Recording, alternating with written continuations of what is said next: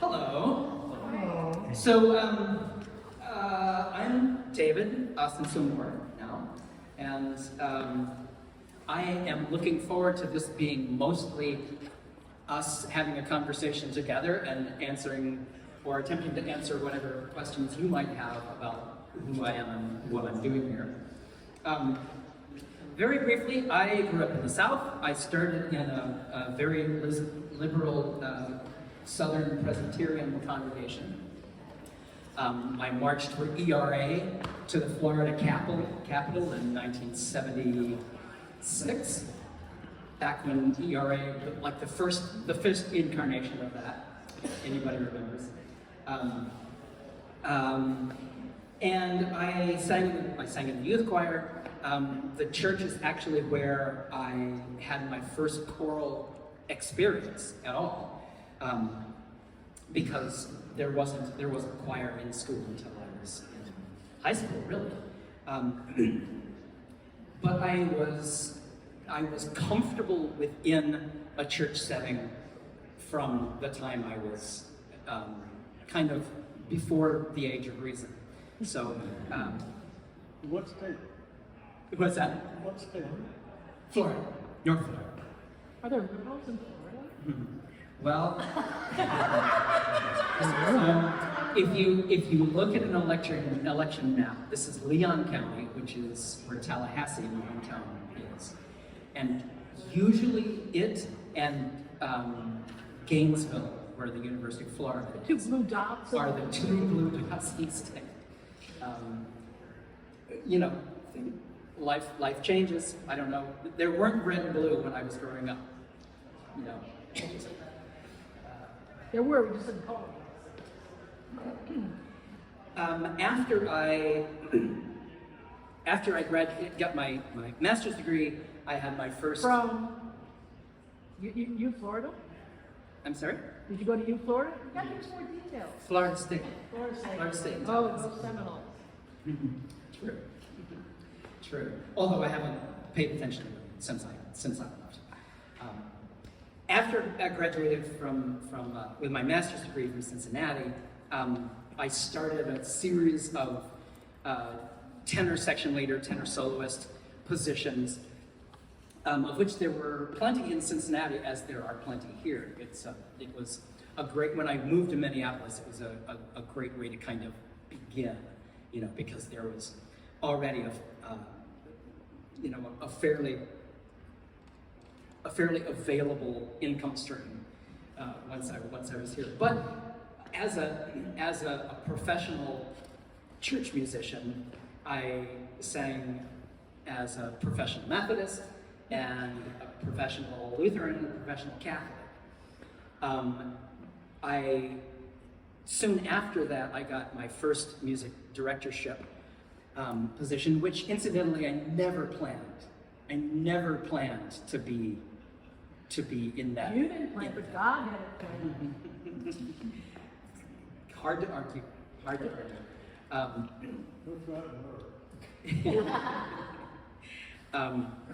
And so my first job was in a Presbyterian church, and my second was in an Episcopal church, and my third was in a Presbyterian church, and then I'm here.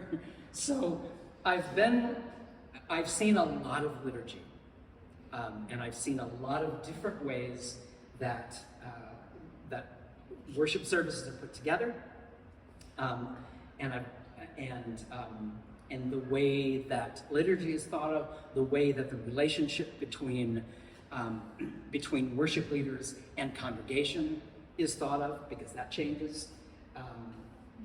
And so, in some ways, I have a fairly high degree of literacy in the differences between those different practices, but also enough experience to feel like it doesn't matter that much. It's good to know the culture of where you are and not to hold it as literal gospel.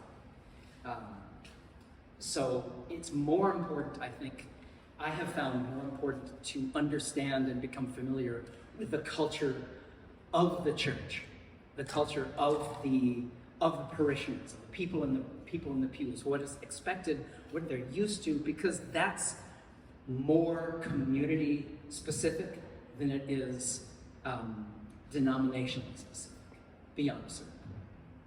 So, one thing that I would say also about the last two music director positions I had before this is that surprisingly, with all of my fancy classical music training, I was asked to lead a service of contemporary music. Contemporary is a hard word, because for some it only means a very certain kind of megachurch praise band. Episcopalian is anything since the Renaissance. That's actually not true, and they've taught me a lot about that. But contemporary also means what's being written now, and there's a lot of music being written now, and not just within the church, but almost, I would say, there's an awful lot of music that is being written outside of the church that has every reason to be used in the church. So my most recent position was at Westminster Presbyterian in downtown Minneapolis, and they had started when they opened their new building. They established a new service also, which was a Sunday night, and more. They were trying their best to find another word than contemporary, but they just couldn't do it. So they said it with distaste. We're looking for a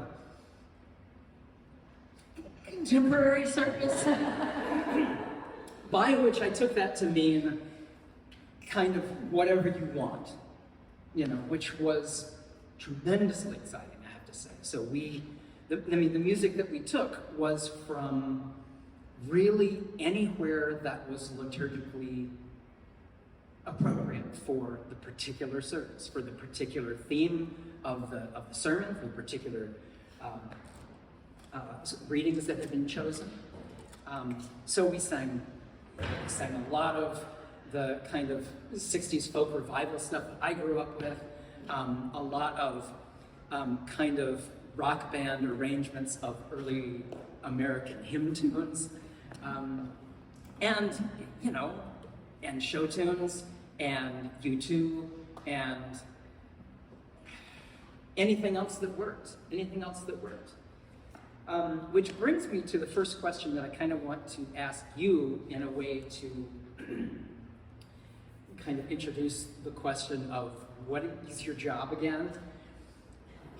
And this is a serious question. Why is music in worship? What is music for in worship? And that is a question for you. God likes it. Okay, God likes it.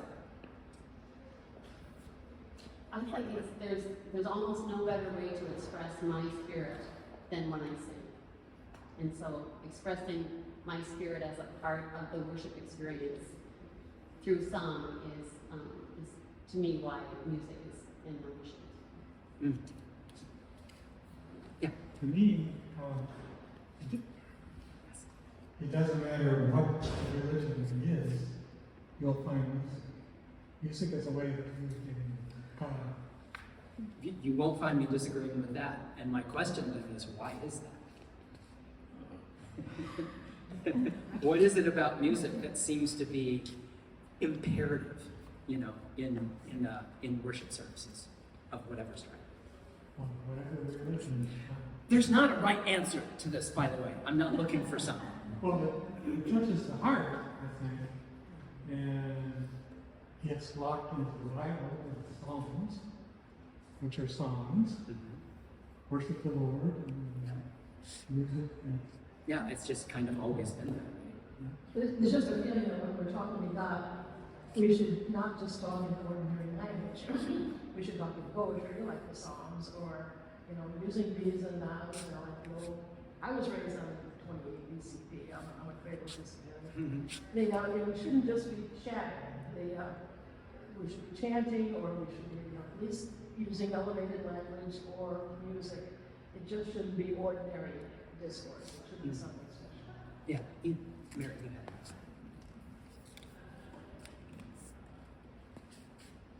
To me, if I think about music in the service as a whole, especially vocal music, it's a great way to show unity and diversity within the body of people who are there. So there are times when we sing in unison, times when we sing in parts. I mean, I know that issue right there is one historically across different church traditions has been, oh no, we sing unaccompanied, we sing in unison. No, we're going to sing in parts. But it's a community body of Christ building exercise. That's also why we chant, is it keeps us together in a way that pure speech doesn't. And in a kind of way of, it's a way also of establishing a community, establishing relationships between people, especially in chanting when you're not singing in parts. Everyone's doing the same thing at the same time.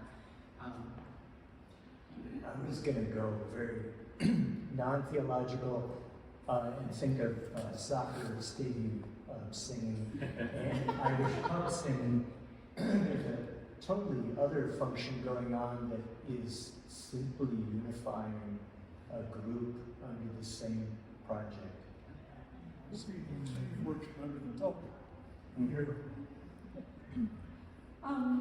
Actually, I could quote a couple of songs. One is "All God's Children Got a Place in the Choir," and that is where we lay people in the church who don't have spoken lines get to fully participate and express ourselves and sing our heart out. And then the other one is "Be Thou my vision, O Lord of my heart, not be all else to me, save that Thou art."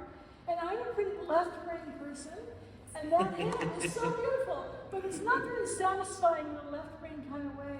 It evokes, it's about worshiping God with beauty. It's about emotions and faith that goes beyond logic and reasoning. And I need music to help me get out of my logic brain. Well, I mean, logic is good, but it's not the whole story. And music helps me access some of those deeper wells, and to do it in community is a tremendously bonding thing. One. It keeps our culture and our history alive. I'm married to a Jewish man, and I go to a lot of Jewish services with him, and if he didn't sing, they would lose their oral tradition, their history. And it's key for us to, even if we stopped being just an oral tradition. Absolutely. Well, then you all understand a lot of what it is that I go through every week when I'm thinking about the construction of a service and the specific pieces to put within that.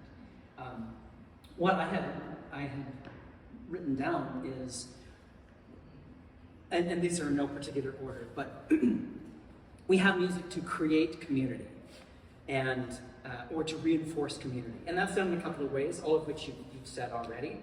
Shared experience, when we are singing or chanting together, we are a vocal community at that moment, even if we have never seen each other again before or won't again. Anytime you sing together, you are a unified entity. Shared repertoire, shared history. The hymnal for us is one way of kind of codifying a tradition of repertoire that we all share that links to history, not only because Silent Night is in there, but also new hymns that are written in the tradition of the ones that are more familiar, which become our collective ownership too. The other thing that I would say, again, and this is more specifically in my in my role is it is another worship opportunity for the congregation, not only for singing together in the pews, but coming and singing in the choir, ringing a bell. You know, at any point, if there are folks, and maybe among you all, who feel strongly that their own personal gifts of music, or ability of music, or love of music, is itself an expression of worship. And this is the place to make that door open. So I would say all of those elements for me are the what I have at some point in my mind at all time of why music is here. A few other things. The obvious. It enhances and elevates in some ways just the worship experience in a way that simple spoken word can't.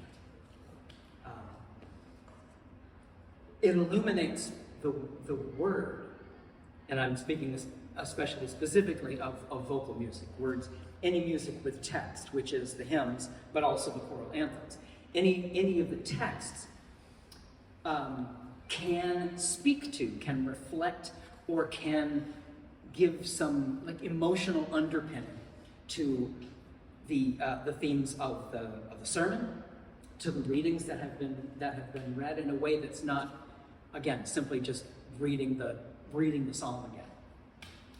And the other thing, which is a little bit abstruse maybe, is because if you think about where the music happens in the service today, it is part of my job to act as, for lack of a better word, a dramaturg, to think of the energetic flow of the whole liturgy from beginning to end, and how the specific pieces of music that I have to choose keep that flow going, bring it up at certain points, bring it down at certain points, and that's more of a purely musical experiential point, less having to do with the lyrical content. But there are hymns that I would choose that really don't belong as opening hymns, as closing hymns, or taking, say, Palm Sunday, for example. I have to remember that the anthem that happens within that happens after the reading of the Passion. So that can't be a Palm Sunday anthem. That's got to be a Holy Week anthem. So what readings happen when, what the energy is like at a certain point. That's also, it's not a primary concern, but it's like a final check concern. Here are all the pieces that I need. Have I put them in the right places? All right, so beyond that, what my job is, maybe stating the obvious, is to pick the music. To pick the music that you all are going to sing, to pick the music that the choir is going to sing, to pick the music that any guest musicians might be singing. The first thing I do, because really all of the music that I am responsible for is texted, has a text to it, because I don't choose the prelude and postlude music that the organist does. That's their purview. I may have something to say about it, but mostly not, and I'm happy to give that away, because Sherry knows that repertoire far better than I do. So I am firstly concerned with the text, and the text I know because we are the Episcopal Church is a lectionary acknowledging church, which means that I can tell you what the readings are going to be like forever. Forever, I know what they're going to be. For the most part, there's some options, but for the most part, I have a good guess. 150 years from now, what that Sunday is going to be reading. And so I can look those up. I can, and the lectionary is put together has been put together in a very intentional way. All of the readings refer to each other, reflect each other. There are historical bases in the Old Testament readings for what is referred to in the epistle or in the New Testament. So I have the themes, I have the language, and that's where I start from.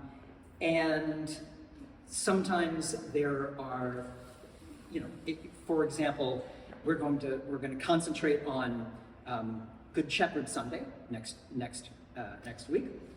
Well, what is that about? Well, there's several right answers to that. So it's not fair, it's not doing kind of due diligence to my work to simply say, oh, it's about shepherds, so it's all going to be paraphrases of the 23rd Psalm, because everybody loves that. Well, we could do that, but we're already going to be saying the 23rd Psalm. Is there not anything more in those readings other than the image of shepherd and sheep, which is fairly archaic, and not that real world to us. So I need to think hard about what that means, what that image means, why Christ chose that, and then connected to the 23rd Psalm. What is that relationship like? And also remembering that we're still pretty close to Easter, so it's still a new Easter season. So all of that kind of comes together. I will, if I have a question about, if I feel like there are several ways I could go, then talk to Susan about what she's planning, or the person who's doing the sermon at that time. What are they planning to highlight for that? And that's going to affect and inform the kind of piece I choose. Well, once I have, say, the idea of the text I'm looking for, then there are just practical elements, and especially as an interim here, and one who has been inside these doors for since Ash Wednesday, but not really before. So that's how well I know the music library, is that length of time. That's how well I know what hymns the congregation is familiar with. That's how, there are only, basically the traditions of the specific congregation, and also what musical resources there are within the congregation. What do we have a viola player? Well, it turns out we have a couple, and so that affects then if I'm looking at a piece and say, well, this would be great, but it has a violin altogether in it.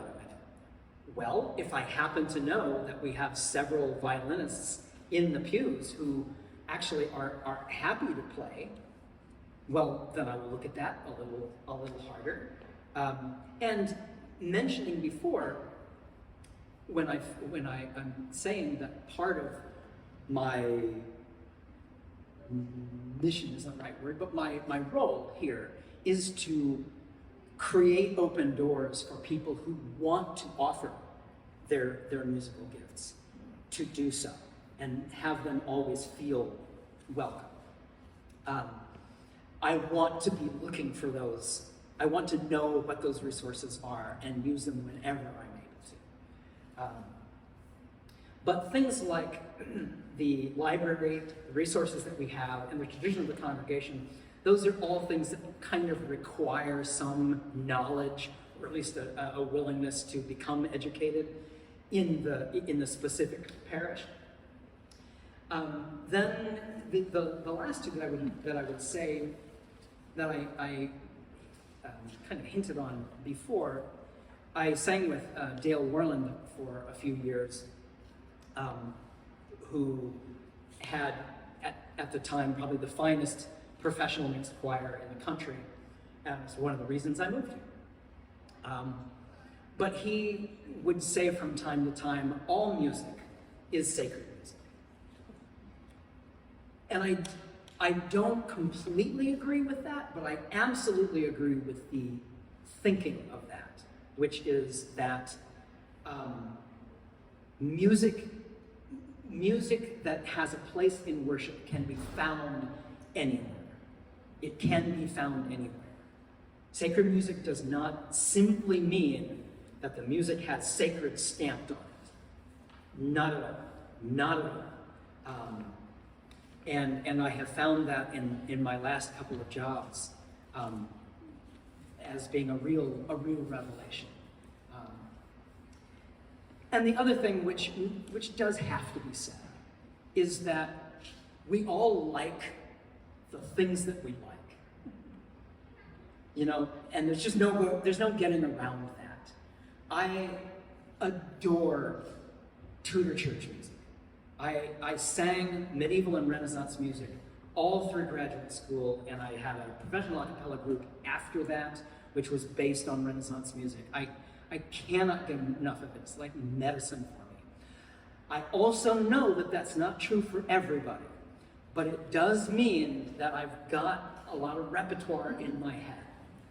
And when something comes up that could use a celebratory Easter anthem, I very well might think of a Venetian-style double choir piece that is just nothing but effervescence and nothing but joy, and also has a text which speaks to the amazement of the news of resurrection.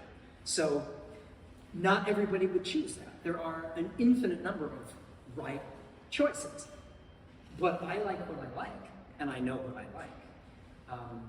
And I will, that's certainly nothing to apologize for, but it is something for me to be aware of. And all of us to be aware of that. Whereas that is true, I do need to keep my fingers to a degree on everyone else's pulse and watch my decision-making process so that everything is not in Latin, so that everything also is not South African, and I cannot agree more with the idea of musical vocabulary within the church and even within a single service being a reflection of the diversity of human experience. And I mean, a case to be said, the liturgy today, it has a lot of things. And partly that is an ability, it is a desire to make sure that there is the highest likelihood that something is going to resonate with everyone. That a spark is going to be kindled within the hearts of everybody that come. Some of it also, though, is the same way that I think about bringing in,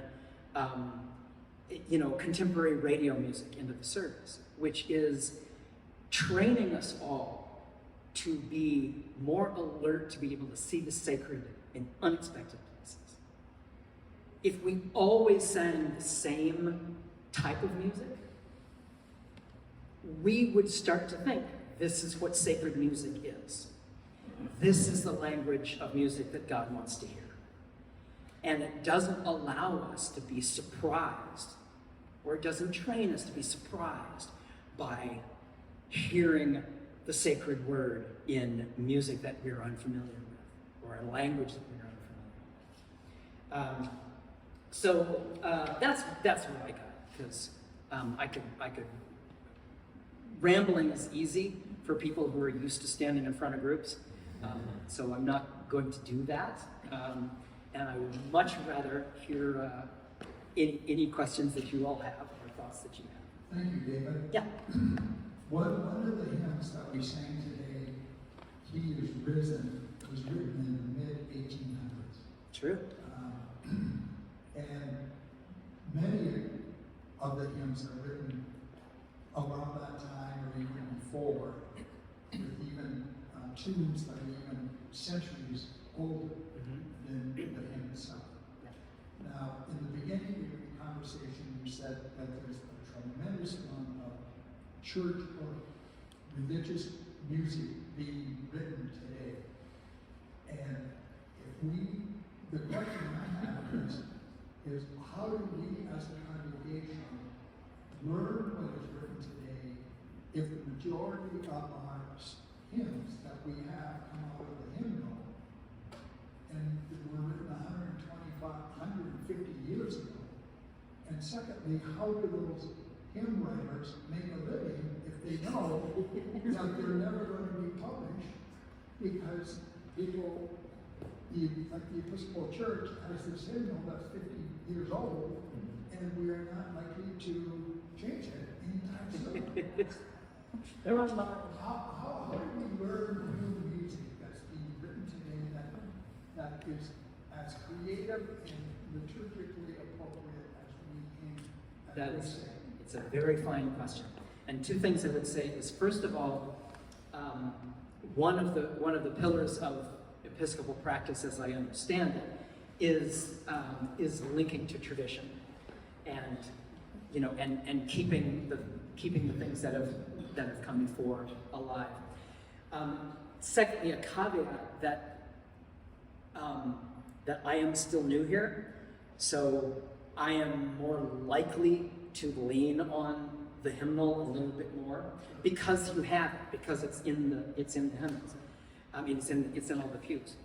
Having said that, the opening hymn was from your other pew hymnal, which I'm not that familiar with, but that worked, and I did it specifically to make sure that was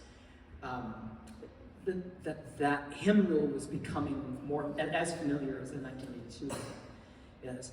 But to answer your question, that really is kind of the music director's job,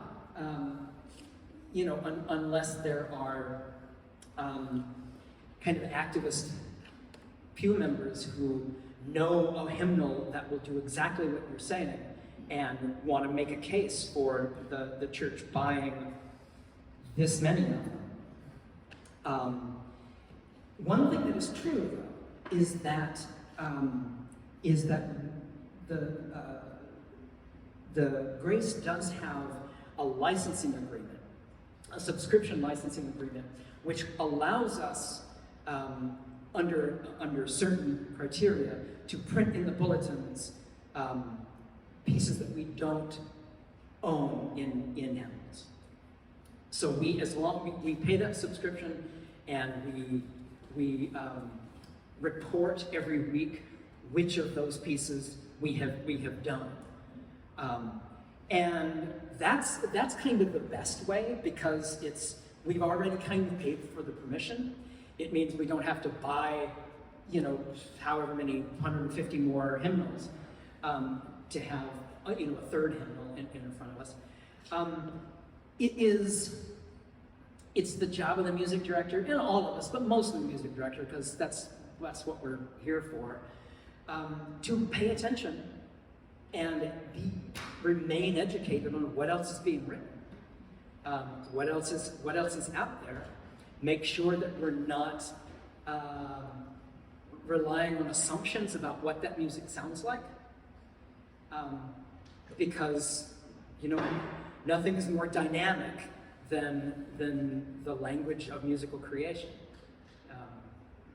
and which is a conversation I have with my parents a lot.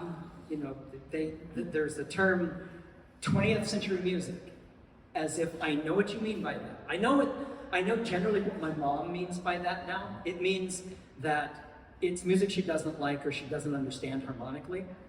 And so then I look at her and say, George Gershwin, You know, Aretha Franklin. So anyway,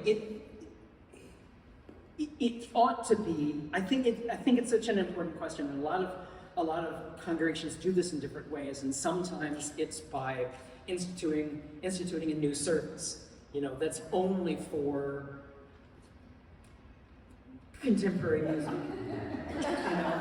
And I have mixed feelings about that because I think it divides a congregation in ways that we just don't need to be divided. So I'm not sure if that answers all of your questions. I have a question that I was asked to ask. Asking for a friend. Asking for a friend. Volunteers. Sometimes the hymns are like 8, 9, 10, many verses. And it sort of feels sometimes as a participant that 4 would have been sufficient.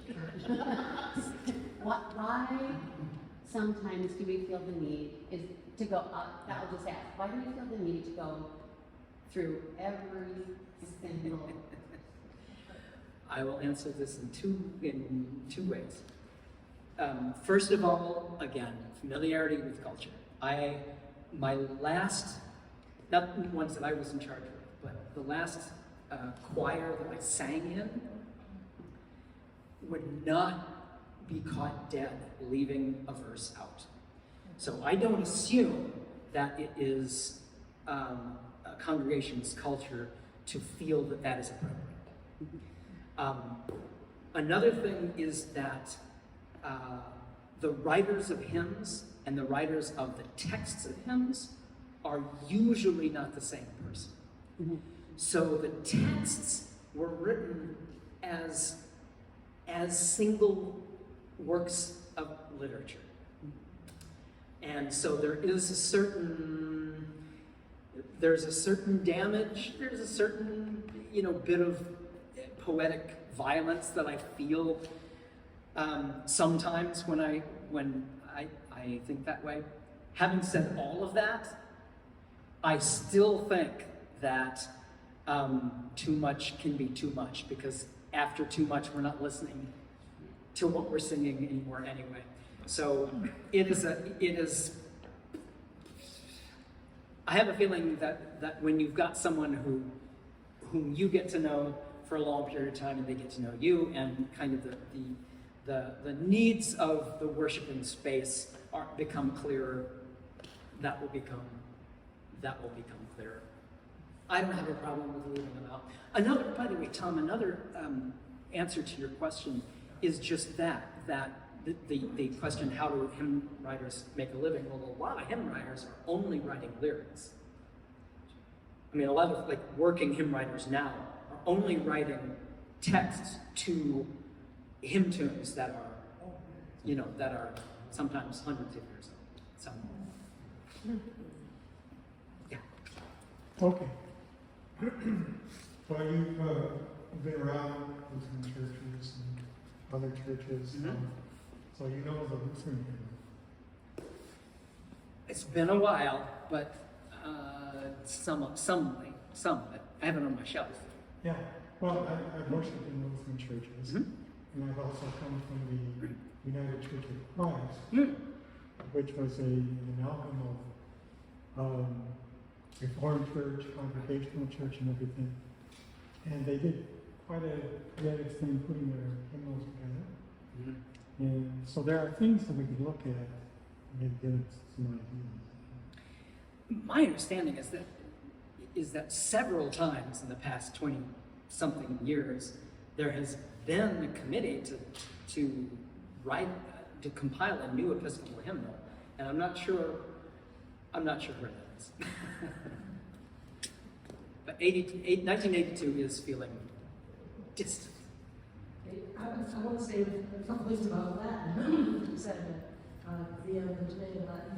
My grandfather, who was born in 1894, had 8 years of Latin in school before he even got to college. It was partly in public school, partly in private school, but 8 years. But he was born in 1894.